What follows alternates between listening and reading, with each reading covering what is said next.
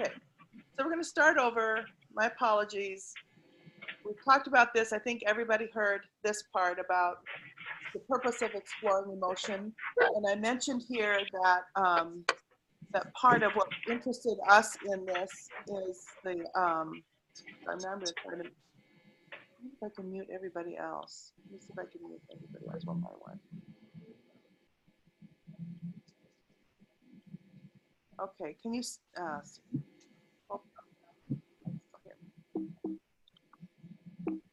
it's so much easier in person.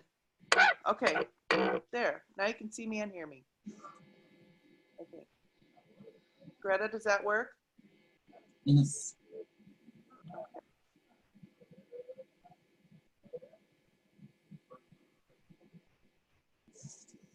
Sorry, I'm just trying to find one more person I need to mute, it looks like. There we go. Okay. All right, so I'm going to start over. Now I've had a dress rehearsal. So what I was saying is that a lot of what we've noticed in all of our reviews of so many transcripts and so many sessions is that a lot of times clinicians want to identify emotion, but it's sort of like they want to identify emotion in and of itself, like just identifying it, just expressing it will make a difference. And we're not saying it doesn't make a difference, but it's sort of it doesn't make the kind of difference we're looking for to simply identify and share emotion. So I think about that kind of as a hydraulic system, as if some people will, and this comes from, Frederick Perls and other, clinicians in counseling who argued the point that, we have a lot of emotion that's sort of held within us, and that if we just express that emotion, that we'll be better off, even if we just express it to a counselor or a therapist. And so that kind of assumption is so prevalent, is what we're noticing, that we want to sort of challenge that and think about other ways to consider the importance of emotion and what we're actually trying to do relative to treatment of problem gambling when we explore emotion and how we explore emotion. So here's the 5 areas we're going to talk about today. The first one is just how to help individuals identify emotions that trigger problem gambling urges. And particularly today, of course, we're going to be talking about family work. So there are certain kinds of relationship dynamics and so on that increase negative emotion that would trigger gambling. We're going to talk about we think it's important to connect pleasure and suffering to gambling.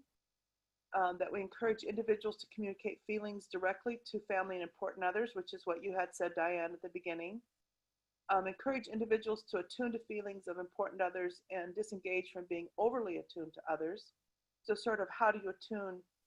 We'll talk about this in a minute, but overly attuning can be problematic too because it's hard to set boundaries, but how do you attune enough? And how to help individuals develop different relationships with feelings that typically trigger gambling urges. So these sort of 5 areas of dealing with emotion relative to problem gambling treatment are those that we've identified as core competencies, whether you're working with individuals, groups, family, whatever. Today we're going to focus a little more on family, but these 5 areas we think are a way to think about emotion work in problem gambling treatment. So the first one we're talking about here is that there's an awful lot of relational dynamics can trigger or fuel emotions that trigger gambling urges. We know that also sometimes when you have some kind of an addiction going on, that conflict can be triggered by the addiction as well. So for example, if you're feeling the urge to go gamble and you're getting antsy about gambling, you might in fact start an argument or sort of inadvertently trigger an argument, and then you can blow out of there and go gamble and feel like, oh, well, it's because nobody understands me or whatever. So it's not like it's all, it's complicated and complex, but I wanted to just bring up these few examples of relational dynamics and patterns that can lead to uncomfortable and sometimes seemingly intolerable feelings. And this is important because we're looking at how emotion is associated with relational dynamics, so that we can not only help people identify and express emotions to each other, help them manage emotions differently so that the emotion doesn't go directly to action, but also we want to help decrease or modify the source of some of those really negative emotions. So if you're constantly in conflict, if you can get rid of or shift those conflict patterns, that's going to help you feel more level and more emotionally in general. So you're kind of going at the source as well as the outcome of these emotions. So some of the ones that come to mind, at least for me, relative to things about relationships that sort of create or maintain these negative emotions, obviously are conflict. And conflict is often, attempt to influence each other that when we fail to be able to influence each other, we tend to get repetitive and more emotional and louder and so on.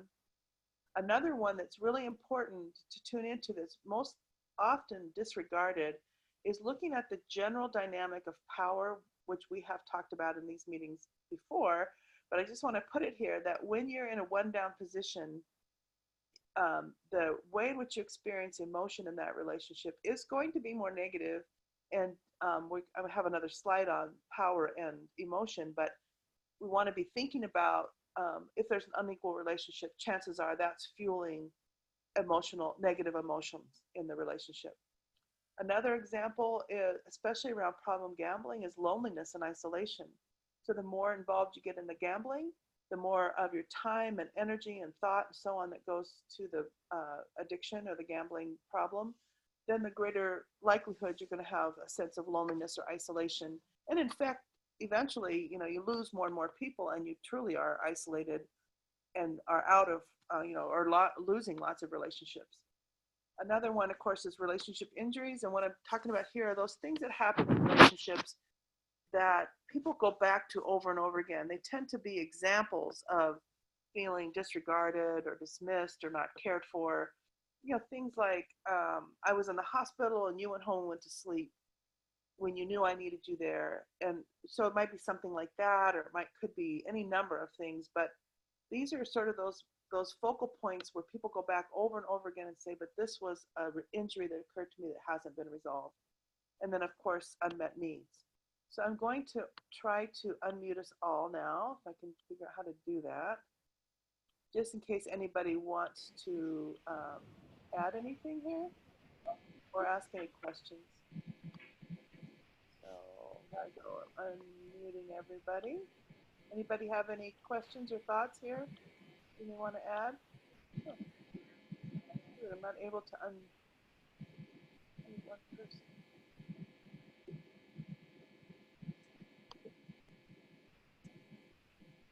I'm going to try to leave us unmuted. The only one I can't unmute, might have mute, is Melissa. It looks like you maybe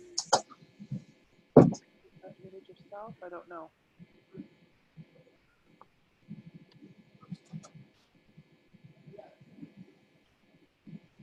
Okay. Does anybody have anything they want to add here?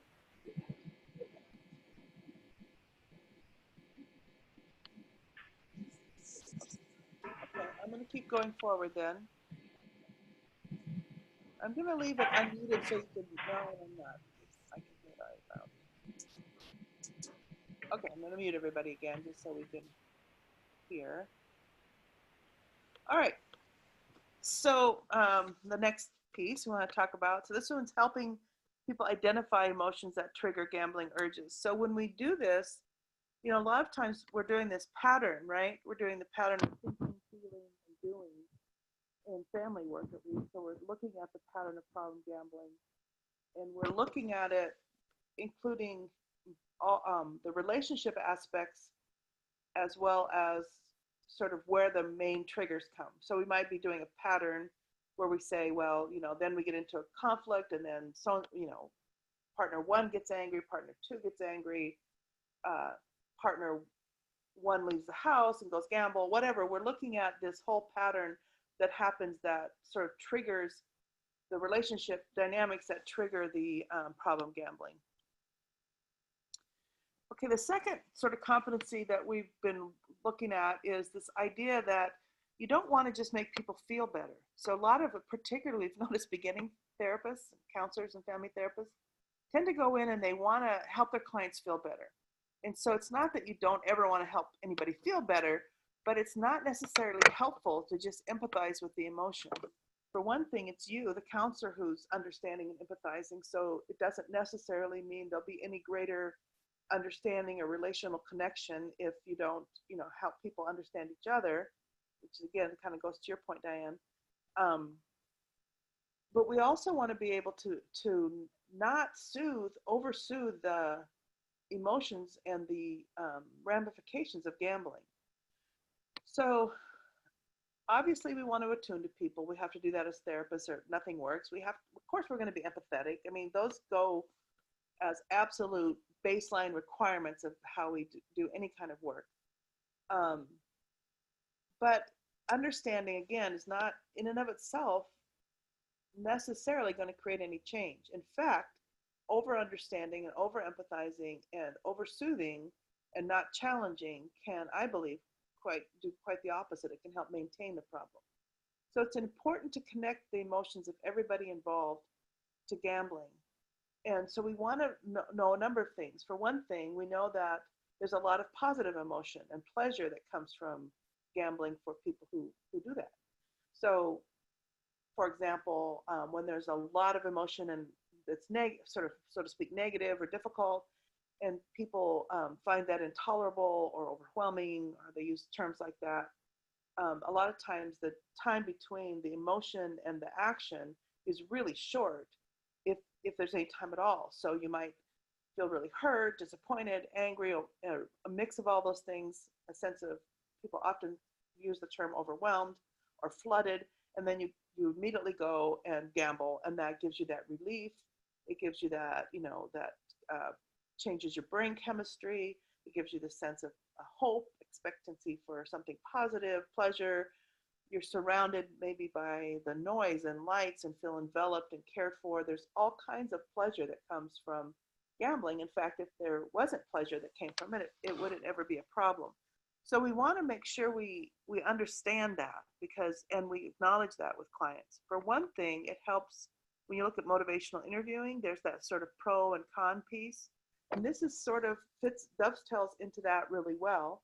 And also, it helps us understand kind of how the whole emotional workings occur, so that we can see how people go from being triggered into something really negative to then having this sort of relief and pleasure and so on.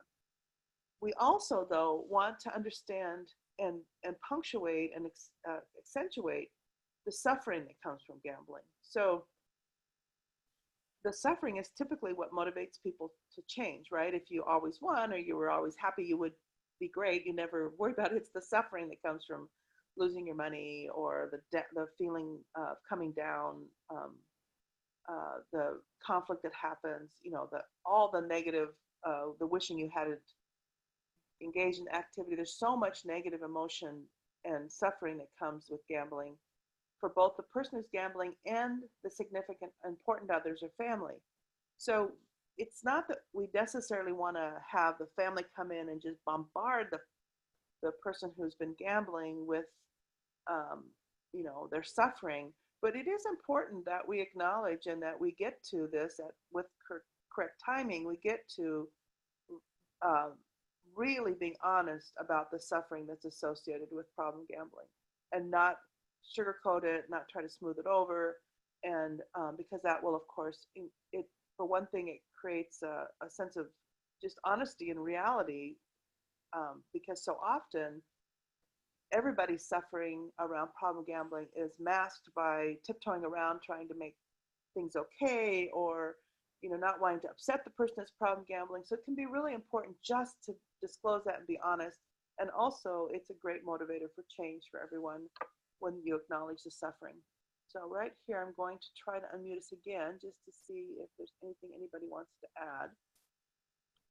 Oops, hold on, I'm doing it. Come on, really, seriously? Huh. Okay, let me see if I can figure out how to do this. Huh, no? There we go.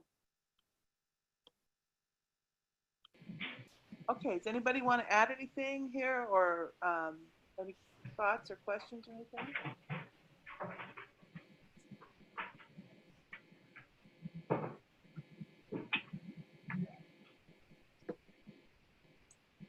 Okay, I'll move on then. Okay, so I muted everybody just for sound. Okay, it's like I believe I muted myself. I bet my family wishes I would do that sometimes. All right, the next one is that we want to then this is what you talked about, Diane, encourage individuals to communicate feelings directly to family and important others. So again, if we increase the attunement and alliance between the therapist or counselor and the person who's problem gambling or the family member, that's really great. That's therapeutic alliance, connection, attunement is absolutely, you have to do that. But we also want within family or within relationship alliance, which is what you mentioned earlier. So it's important that families or important others are able to hear, acknowledge, and what we call attune to feelings, rather than just the counselor doing that alone. So when you learn to share emotion, or you find that it's possible to share emotion, or that it's maybe some little safer to share emotion, it can be a powerful alternative to just acting out the distress, which is what happens a lot. You have the emotion and you take an action, where what we're hoping to do is slow that process down so that people can have the emotion, possibly share the emotion in a way that doesn't create conflict, but in a way that they can increase attunement. And then that will build alliance and the ability to face the gambling together. So that's really the goal, is you want to be able to share their emotion in a way that supports connection and alliance rather than conflict. And so that people can get a high sense of understanding each other and attuning to each other. And then that leads to different kinds of decisions and so on. And it also highlights the real consequences of gambling, to be able to really communicate feelings.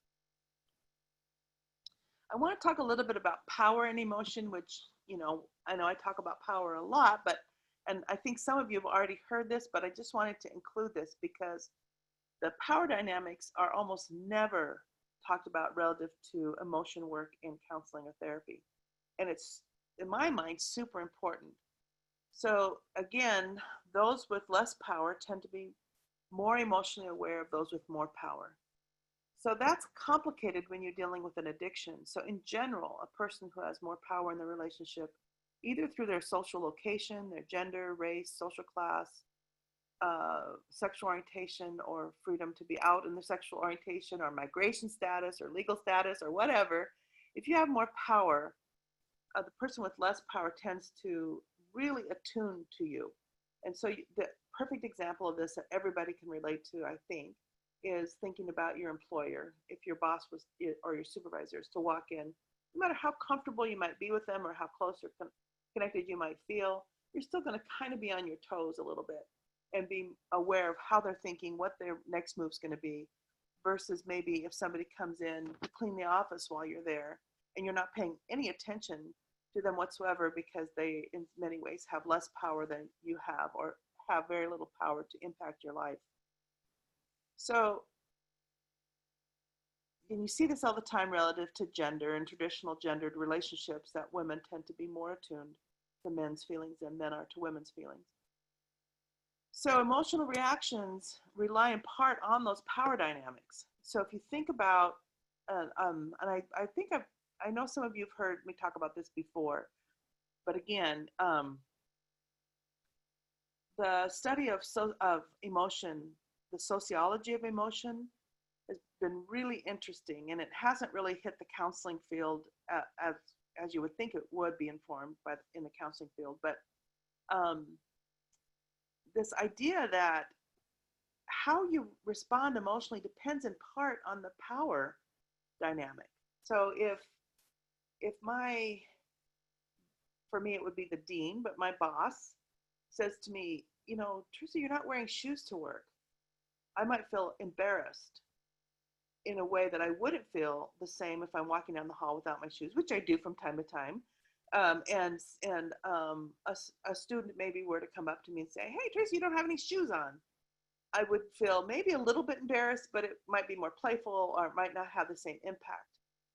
So it's sort of like, if the person has more power, I'm going to be thinking about, I'm going to be experiencing the emotion around our interaction in a different way than if I'm hear the same comment, or I'm dealing with a relationship that's more equal, or one where I sort of have a lot of power. So this is really important because people don't respond to emotionally the same way to every person. So you tend to look at people and we say, "Oh, look at how they respond emotionally," and we think it's a characteristic that they have in and of themselves alone. And I'm not saying that different people don't tend to be, more emotionally expressive, less emotionally expressive, all that. There are those tendencies, but we want to look at the context in which the emotion exists. So, for example, with couples where one more powerful person is not attuning or paying attention or understanding the um, experience and feelings of the less powerful person, you might see the less powerful person get more and more agitated, more and more expressive, repeat themselves, get angry. And then if you just look at that, you'll say, "Oh, look at this partner. They're just they're all over the board. They just emotionally spew." But if you look at it contextually, you can see how the power dynamic has actually fed that emotional expression through lack of attunement and not being heard. So you want to kind of really think about what the power dynamics are when there's any emotional reaction. Now, in problem gambling, it's interesting because the gambling itself has, and the behavior is powerful. So sometimes people around the person who's problem gambling will really maybe experience all these emotions, but won't share them, won't let on, or maybe try to smooth things over, in part because they're concerned that if I show a lot of emotion or I get upset or angry, somehow I'm going to trigger the gambling. And that's another power dynamic. Um, okay, so not getting what one can. Oh, okay. That's a really weird bullet point, not getting what one can create negative emotions. That's a mistake. But what I'm trying to say there is that, if you think you deserve something or that it should be coming to you or whatever, and it doesn't, it can create negative emotions. If you think that you don't deserve something that comes, like all of a sudden you like think about even gambling. If you suddenly win a lottery and you didn't expect it, there's so much positive, well, there's going to be positive emotions even if you expect it. But if you don't get something that you expect, like I should be winning, I've put a lot of money into this machine, and you in your mind think that it's a somehow unfair, it's going to create negative emotions. So this whole idea about what you expect and emotion is another important aspect of how you think about emotion. Okay, so I'm going to unmute us there to see if anybody wants to say anything. Anybody?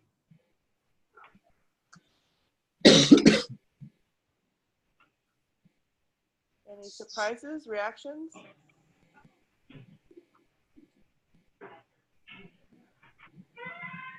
Okay, I'm going to move on. Quietest group we've ever had. Let me see if I can. Okay.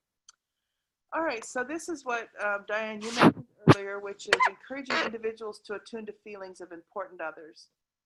And also the other end of that is disengage from being overly attuned. So when you see, sometimes we're so attuned to the person with the problem, and we're so sensitive about everything they might be experiencing or emotions they might be having, and we tiptoe all around them. And it's really hard, especially like if you think about parents of adult children, for example, who are gambling, and how you're trying so hard to make sure they're okay and that they don't get upset, and you're tiptoeing around to not trigger the gambling or make them unhappy or whatever. That's part of what can feed the gambling, because it's sort of a common sense solution around not triggering emotion.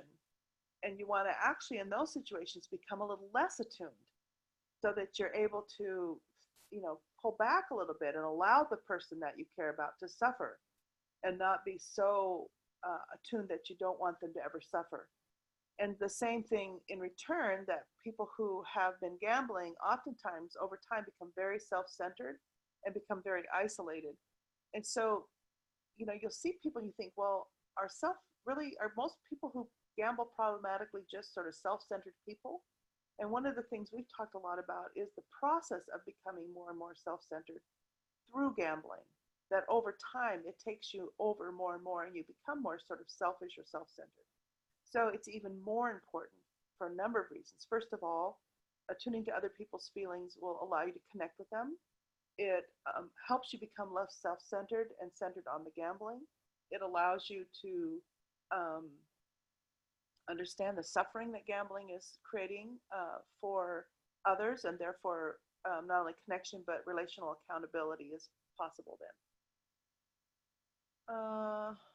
Okay, and again, just a note here that when you attune to somebody, you're more likely to accept influence from them. So when you look at people trying over and over again to share some emotion or share some experience, what they're trying to do, I think, is they're trying to get the other person to attune to them, to understand, so that they will have influence over them. They'll be able to say, now the person knows what hurts me, and so they won't be likely to do it again, or they'd be less likely to do this thing again that's hurt me. However, we tend to ask for attunement in ways that are demanding or critical, which doesn't help. So the working with families really requires us to fine tune our ability to help people attune to each other in ways that don't push them away from each other but bring them closer together.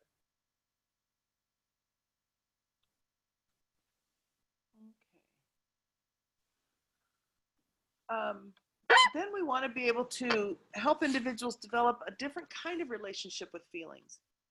So for a lot of people, and we're socialized into this, for example, gender socialization. Oftentimes, if you're ever in a war or anything like that, the ability to show emotion or the tendency to show emotion is frowned on. So people learn how to not show emotion, or perhaps they've never learned how to express emotion in the first place, or it's just so uncomfortable that you want to avoid it. So there's all kinds of reasons that people try to dodge emotion or the expression of it, why people act rather than sit and feel something. So there's a few things we want to be able to do then. In the end, we want people to deal with their emotions differently. If the emotions have been fueling and triggering the gambling as one of the aspects that triggers gambling, then of course we want people, emotions aren't going to go away. You're always going to have them throughout your life. We want people to be able to deal with them differently. So we tend to do this a little bit later. So at first we're using more CBT kinds of things to get thoughts and behaviors and relationships, and CBFT to get relationships to change. And then we move more towards acceptance commitment therapy or ACT, where we help people learn how to sort of just be with the emotion and allow thoughts and emotion to pass through them. At first, we find it tends to be too much, too many thinking errors and too much relationship difficulty to simply ask people or expect them to sort of sit with it and allow it to pass sort of through them. That comes later, after we've done the initial work to change relationships, change thinking, change the patterns of gambling. So one of the comments that I want to make here is that a lot of times we have, people have experienced past trauma. So that's really, really common in problem gambling treatment to have to deal with or need to deal with past trauma. One of the aspects of emotion with past trauma is this whole idea about how much do we go into the trauma? What if the emotion is overwhelming? You don't want to do it too soon because then the emotion will, sort of trigger the gambling again. So there's this concern around how do we pace emotion with trauma work? So one of the things that we've noticed, or I've certainly noticed through the years, is that I want to help people manage the emotion or pace the emotion and build confidence that they can handle the emotion. So for me, a lot of times I'll use a metaphor like an ocean. I might say, you have a lot of emotion about this experience, or a lot of pain, hurt, sadness, fear, whatever it is. And it can, in some ways, feel like it's this huge ocean of feeling. And so the last thing we want to do is just sort of open the floodgates and have all this emotion there. But what we can learn to do is to sort of dip your toe into that and at first and come back out, and then maybe, kind of get into the water and come back out. So the ability to come back out of the emotion is the most important part there. So you go in a little bit, but you know you can come back out. So once people learn to do that, and you can do that in session, you can help people learn how to sort of dip into the emotion and come back out around anything that they're feeling emotionally, but certainly around the trauma work. Um, then and they can recenter and reground themselves after feeling a little bit of the emotion. Then as people get that process down, then they're free to really deal with the trauma, the emotional impact of the trauma, because you're going to pace it. You're going to go a little bit at a time. They're going to process a little bit of emotion at a time, and they're always going to know that they can come back out of that emotion. So that becomes, to me, a really, really important sort of task and marker of when it's okay to go ahead and deal with the trauma. So if you're dealing with trauma and the person gets lost in the emotion, and that triggers the gambling, and then that triggers more suffering, and then that avoids makes them avoid the trauma all the more, that's a really bad cycle to be in. So you want to get to the point where people understand the emotion triggers gambling.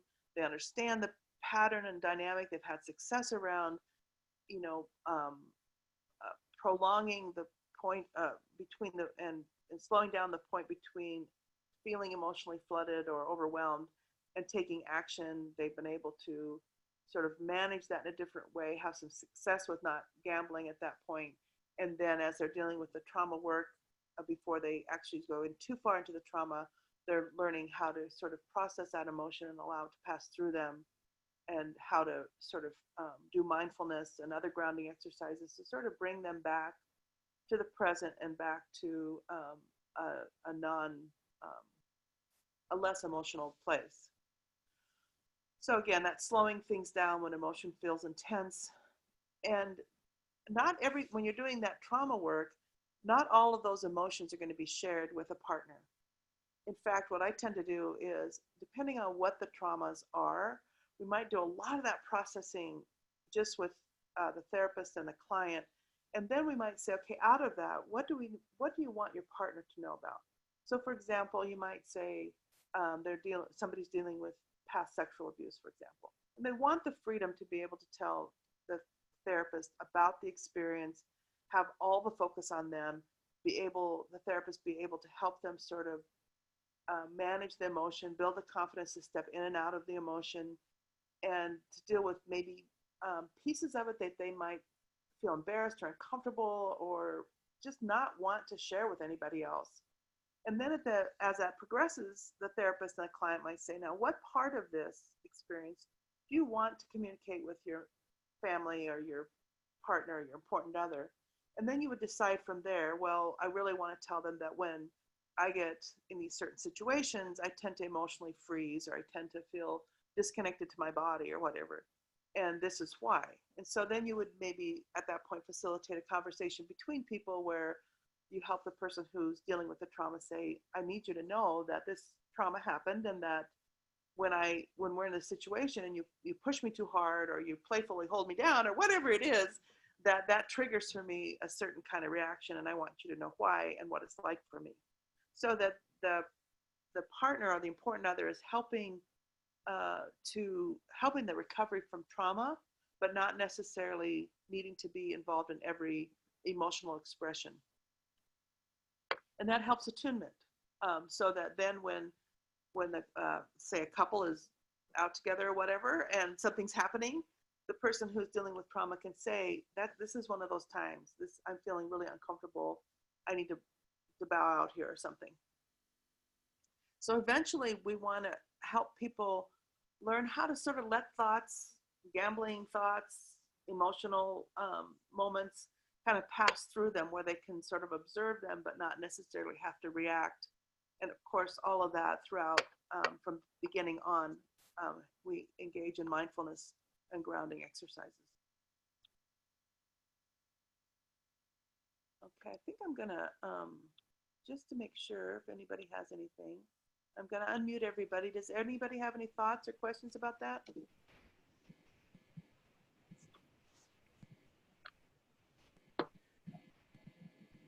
Anybody?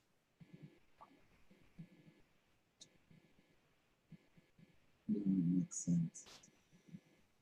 I heard a little mumbling of it makes sense. That's good. Okay, I'm going to go ahead and keep going then. Quiet group here. All right, so let's go again, just to kind of, we've talked about some of this, but I want to really focus here a little bit on relational work and emotion. So when attunement is present, when you're paying attention, so attunement has to do with the listening and paying attention in a way where you intend to hear and be influenced and be concerned about somebody. So, I mean, you see it all the time in this little picture I've got here of a father and son. You can see his level of attunement to his son. You can see it by the way he's looking at him, the way he's holding him on the slide. His main concern at that moment is his child and his child's happiness and safety. He's totally attuned to that kid in this picture. That's why I put that picture on this slide. So when you think about, it's that kind of attunement where people are like, I'm here, I'm listening, I'm available, I'm concerned, and I'm ready to do what I can to help you. So when that happens, of course, less emotions required to get your point across.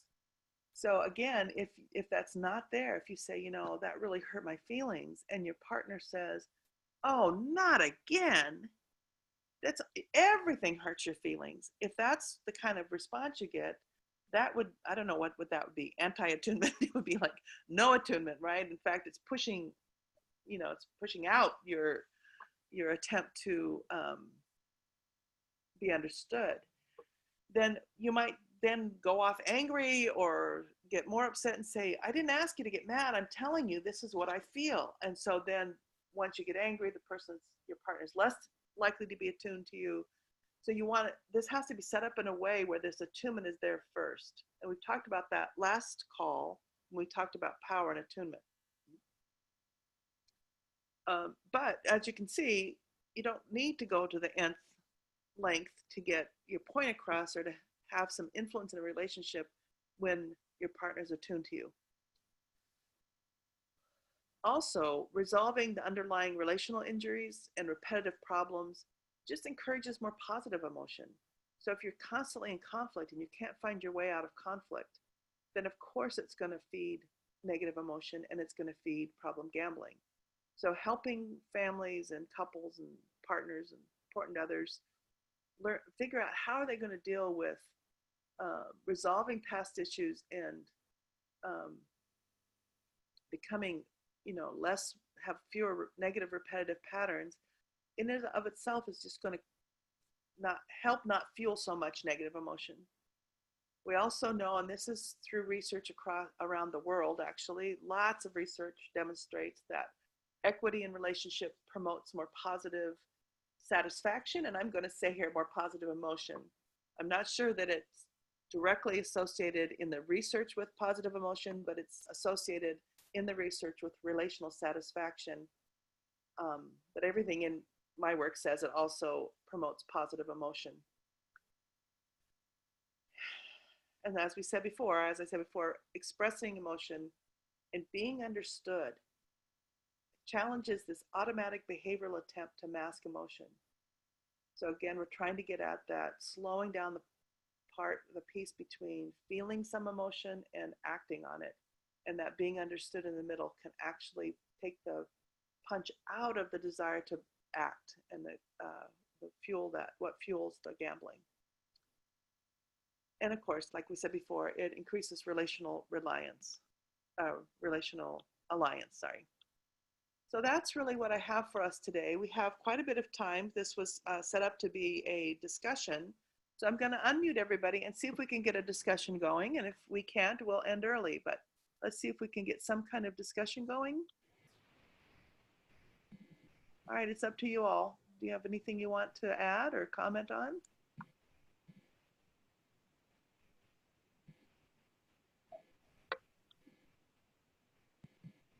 Everybody should be unmuted.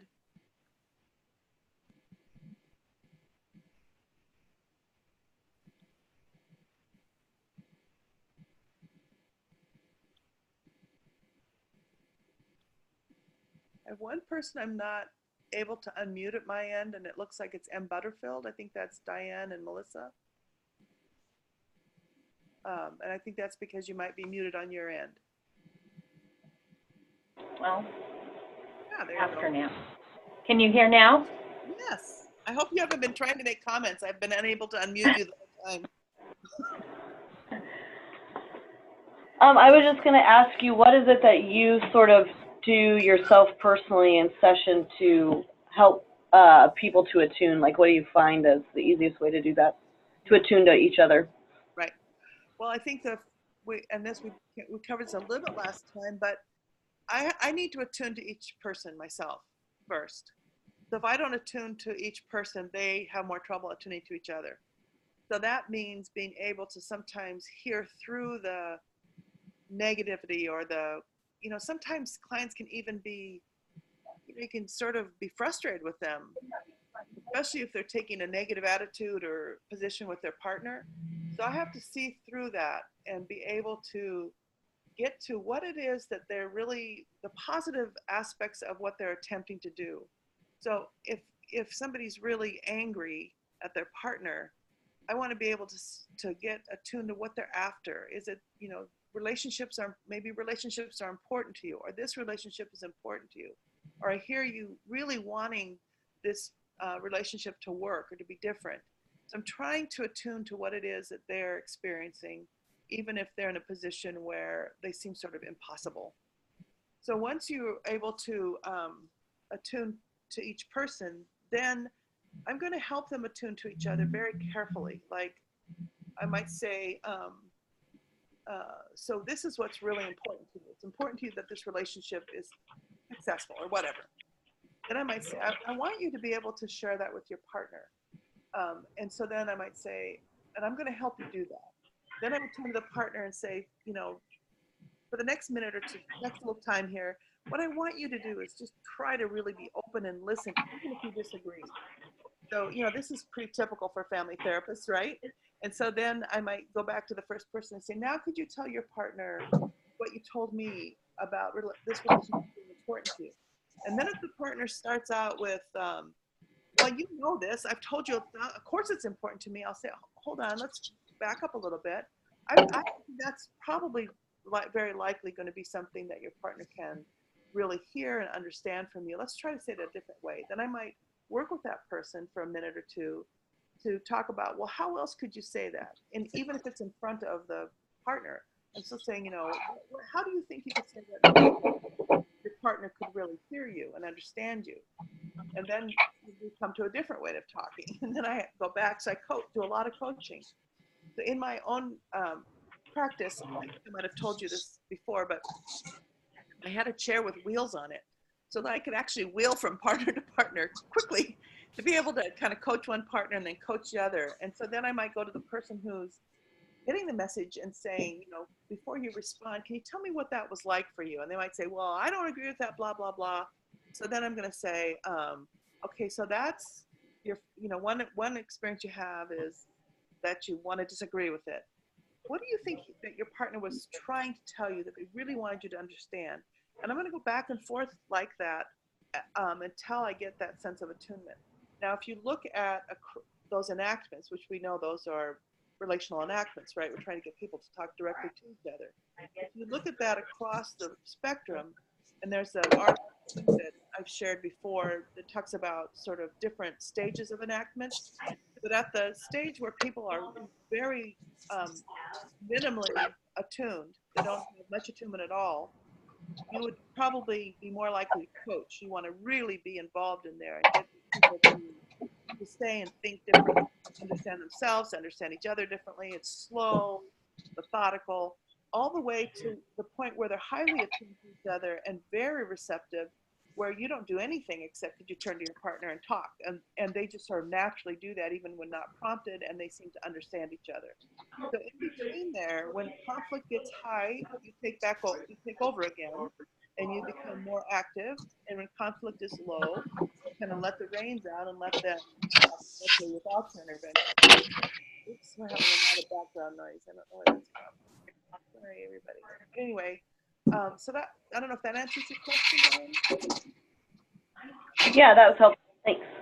Yeah, what do you Which do? is, it's very similar to sort of EFT, which is, the going back and forth, accessing, slowing it way down. So pretty much the same thing as how I do it as well. So So, I thought you probably did, knowing your work a little bit. So you see that same dynamic talked about EFT. You see it talked about in structural family therapy, and you see it talked about in socio-emotional relational therapy. So that's somewhat trans-theoretical. It's not completely yeah, trans-theoretical, but you do see it in several different models, and it's sort of a common practice, right, across models. So, but if you've yeah. been trained as a family therapist, you kind of forget to talk about it. You just sort of take it for granted. Yeah. Any other comments or thoughts or questions here?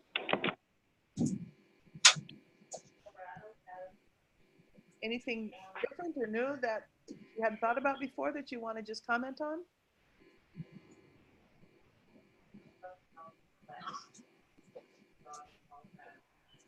This is Diane again. Do you have any recommended books on the sociology of emotion?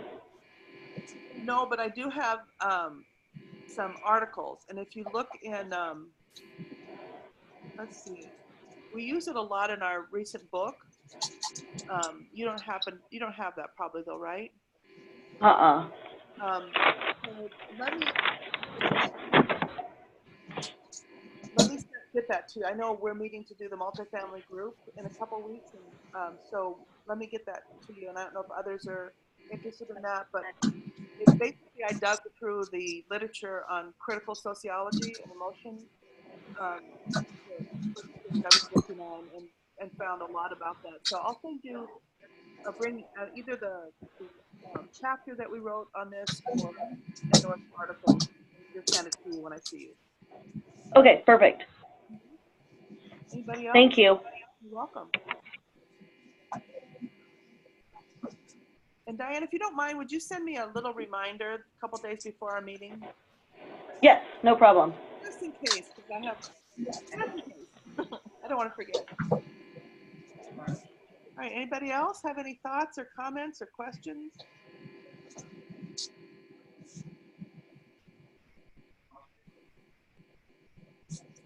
Our next discussion is on July 26th. And I know at one point Julio had asked about doing more on basically second order cybernetics or parallel processes, isomorphism. I know for some of you that might as well have been Greek, but it's basically talking about how patterns repeat themselves across levels of a system, and how we can, as therapists and counselors, get caught in those patterns. So I thought we would do that next time,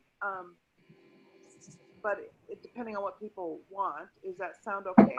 Are there other topics you prefer?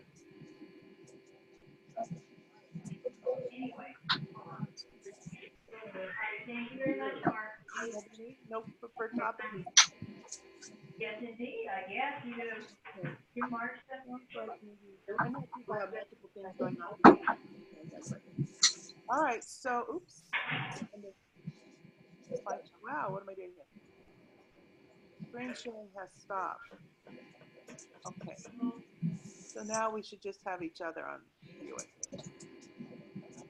All right, so I'll assume that means that that's an okay topic, and we will do it next time. Anybody else have any thoughts before we hang up? We have a few minutes if you do.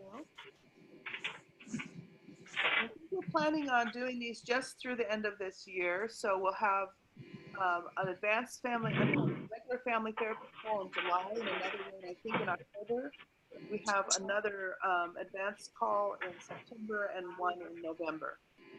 And so any last calls throughout the next few months, it would be great to know, and either email me or Greg. Okay. All right, I'm going to hang up then. Thanks, everybody. Thank you, Teresa. Thank you. Thank you.